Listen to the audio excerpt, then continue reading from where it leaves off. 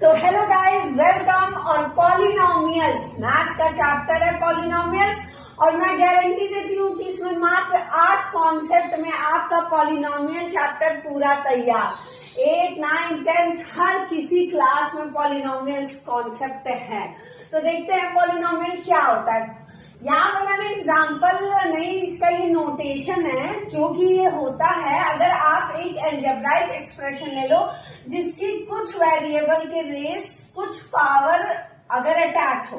अब देखो मैंने ये लिख दिया है कि कुछ बच्चे अगर ऐसे समझ रहे हो कुछ ऐसे, बट मेनली आपको ये ध्यान रखना है जैसे यहाँ पे n की वैल्यू आप प्रोवाइड कराते जाओ, सीरीज ऐसे बनती जाएगी। या A0, A1, A2 ऐसी आपको जब सीरीज मिलती जाएगी ना तो दे आर कांस्टेंट। और x हमारा क्या है?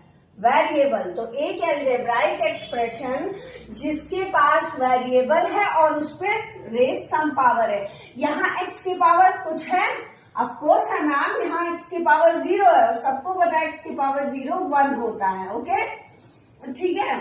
तो अब देखो डिग्री ऑफ अ पॉलिनोमियल, इसमें highest power of variable x, कहीं भी x की जो हाईएस्ट वेरिएबल की जो पावर है, वेरिएबल x की जो हाईएस्ट पावर है वही। अब यहाँ देखो x की पावर 3 भी है, 2 भी है, 1 भी है, बट आप कंसीडर हाईएस्ट वाले को करोगे। That is the degree of polynomial. Third concept में हम देखते हैं types of polynomial. Monomial, binomial, trinomial.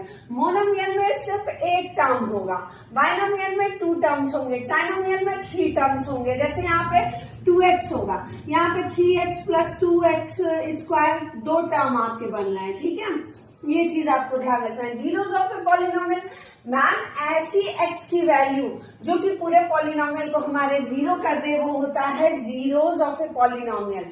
जैसे यहाँ पे 2 है, 2 जो है अगर हम रखें इस इक्वेशन में तो वो पूरा इक्वेशन को जीरो कर देगा। तो here is the 2 is the 0 और जीरोस को हम कभी कभार रूट्स भी कहते हैं। अब देखो relationship between zeros and coefficient, zero जो है जो हमारा रूट और कॉफिशिएंट जो पॉलिनोमियल का होता है, क्या इनके बीच कोई रिलेशनशिप है? ऑफकोर्स है। सम ऑफ रूट दो हम नोटेशन दिए अल्फा और बीटा से, alpha plus beta minus B by A. Product of root alpha beta C by A. दूसरा देखो फैक्टराइजेशन ऑफ पॉलिनोमियल, किसी भी पॉलिनोमियल को हम लीनियर फैक्टर में एक्सप्रेस कर सकते हैं। जैसे इसके रूट्स 2 और 3 है तो आप इसको x माइनस 2 x माइनस 3 लिख सकते हो। रिमाइंडर थ्योरम, अगर px डिवाइड होता है x माइनस a से तो रिमाइंडर जो आता है वो क्या आता है? pa आता है। ठीक है, ये आप जो है लर्न कर लेना। फैक्टर थ्योरम, मैम ये स्टेट करता है कि अगर pa हमारा 0 है, मतलब रूट रखने पे ये 0 आ रहा है, तो of course x minus a factor है।